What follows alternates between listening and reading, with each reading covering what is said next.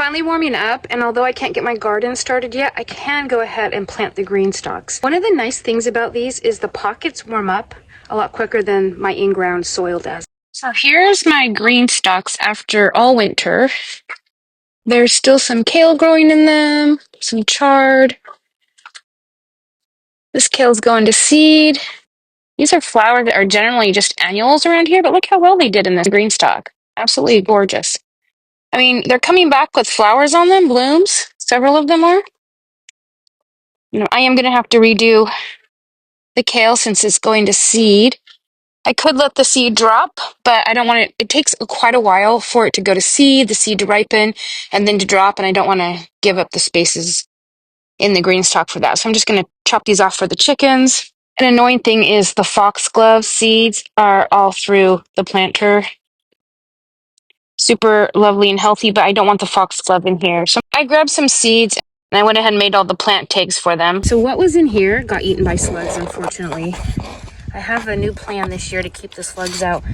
I'm going to weed eat all this. The slugs where you live, keeping all the vegetation away really helps because they need to have that cool, moist environment in order to stay alive. So keeping this out, and then I'm going to put seaweed along the edges because they can't pass the salt barrier. The salt kills them, so that's my plan, is to run down and grab some seaweed and place it around the bottom before the seeds start to come up.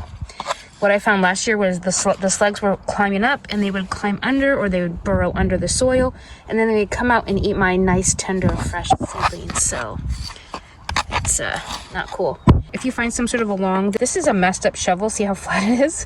But it works really well for this. It's narrow enough to help me loosen the soil up. I can make sure there's like no root balls or anything here that will potentially affect the growth of my new seedlings. Soil level has dropped quite a bit, as it will every single time do. So I'm going to add a little bit more soil. I'm going to add a little fertilizer in there. After I add a little fertilizer in there, I'm just going to take a little bit, pop it in the pocket. I'm not familiar with this one. I know it is organic. Somebody gifted it to me, so hopefully it's a good one. The ingredients on the back looked pretty typical, so I'm assuming it's going to be perfect. I'm going to add some. This is pretty wet stuff. To the very top, like that. Then I'm just going to plant directly in here, and hopefully in a few days we'll have some seedlings come up. For me, the entire bottom on both of these planters are going to be chives because slugs don't love them. It's a deterrent for them. Put them in there and cover them up a little bit. I put quite a few in there. I like to have a thick group of chives. I go ahead and cut this off. Take out the faded, can't even tell what it was, tag. I'm going to try to, okay, these have actually rotted off, so that was easy. Just pulled right out. So I'm just going to do this to every single one of them. Go ahead and put them. The pot, you really want nice, loose soil so it doesn't compact their roots. I'm going to go ahead and do this row now. The bottom two are done. So they're packed full of dirt, been fertilized. I just need to plant them. I planted one pocket of chives and then I ran out. That's all the seed I had. So I'm going to get these all ready to plant, and then I'll plant them all. Okay, that one's ready. And this big guy's got to come down. He did really well in here, so I hate to do it, but taking up this whole pocket. It's so big I can't. It's like a small branch. There's another one. This one's not quite as big, but it's got to go too. I had a perpetual kale bed. I would just let it reseed, and then I put onions mistakenly in it this year and took out all the kale I had, and now I'm kicking myself because we had a hailstorm that ruined my onions. So maybe I'll make it back into a kale bed after all. This is a really large stem, so what I do is I go put my hand way back and tug, because those roots go way far back in there. It's not just in this little pocket. There's one of its roots coming out. So once I get the roots coming out, if I tug, the plant doesn't just have access to this pocket, its roots are able to go in and spread around all in there as well. I keep the flowers. I'm just going to tidy them up a little. I'm going to pinch off these old dead parts. Okay, that looks better. I cut off all the stuff that was hanging down. I don't know if that's okay or not. I'm not a flower grower, but it looks better, doesn't it? Okay, I've got the whole thing. I did leave the flowers on top that were still looking okay. Everything else is empty and ready. I pulled the top water part off. And the slugs are in there. I'll let them drown. I'm gonna check out this thing for any more slugs. I don't see any. I don't water all winter because it's so wet. You don't need to. And I took that off because I want to add some fertilizer at the base of these plants where I can't get in the pocket. But look, this is what happens. The slugs hide and then they come out and eat. They come out and eat the little seedlings. Not cool. So in the second one up, I'm gonna do some dwarf Siberian kale because the slugs tend to leave it alone a little better than the lettuces. Put that in there. This one's gonna be dwarf blue kale for the third row. Just put a few in each pocket. Go ahead and push them down in there. Cover. It's supposed to rain for a couple days, so I don't need to water them, and this dirt is really, really moist already. Should pop up this week. The little white pellets on top turn into fertilizer as well. Almost done.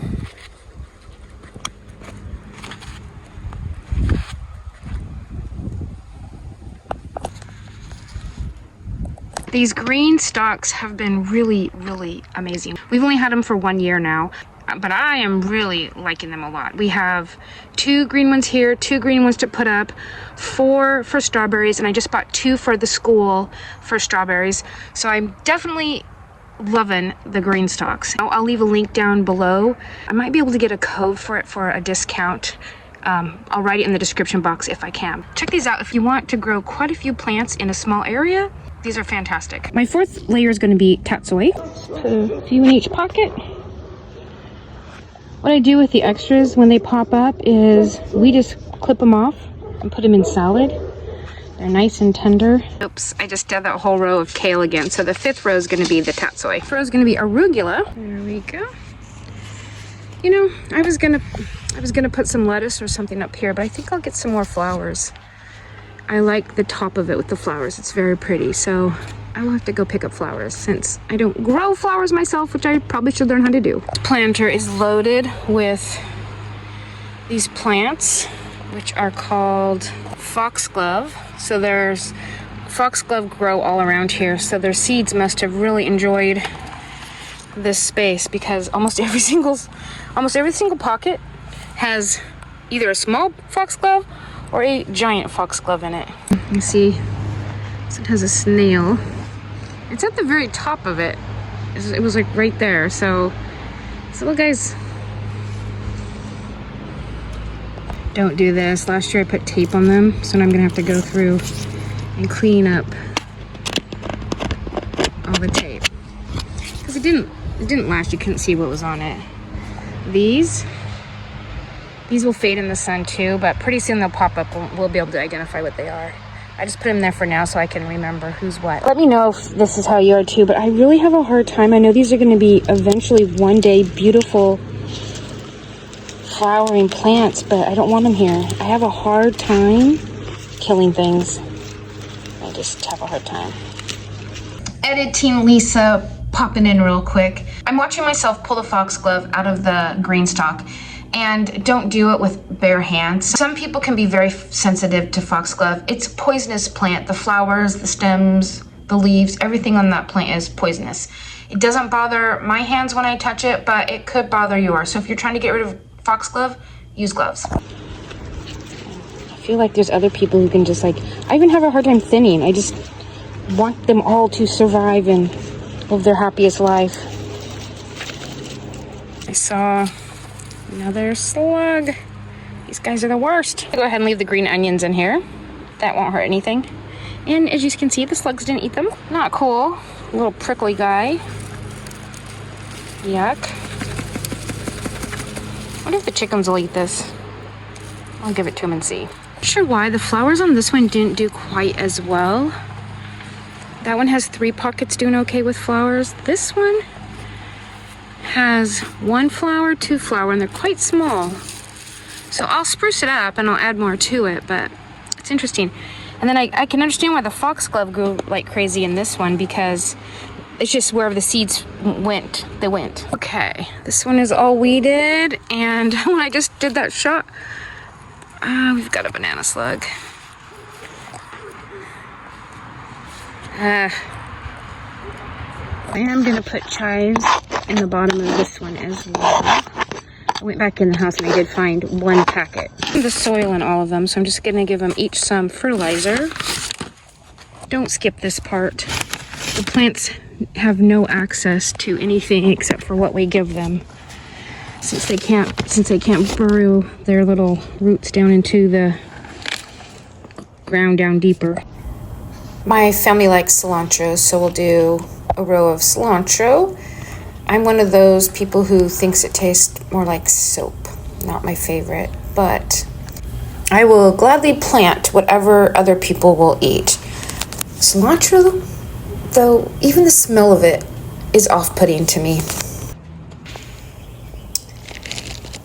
This is more like it though. Bok choy and pak choy, delicious. These are two of my favorite greens. So they each get their own little layer of seed.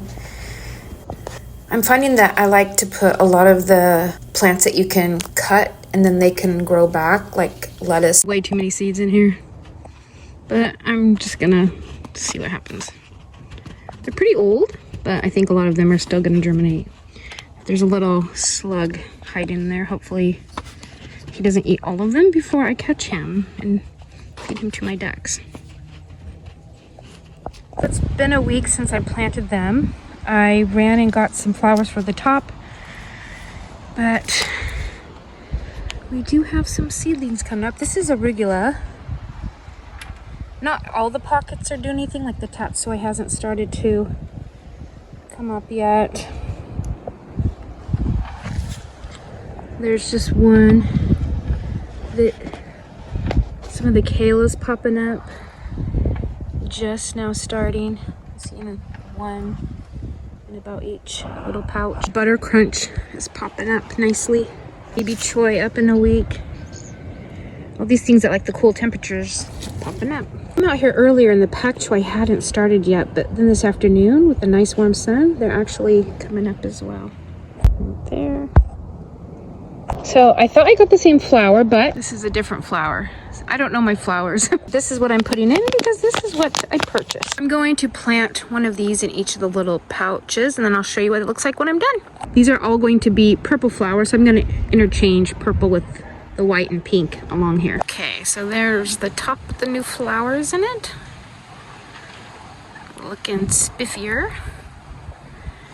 And then the rest of it, let's get this one done. Spider webs everywhere. Seeing some snail poos, but I haven't seen any snails.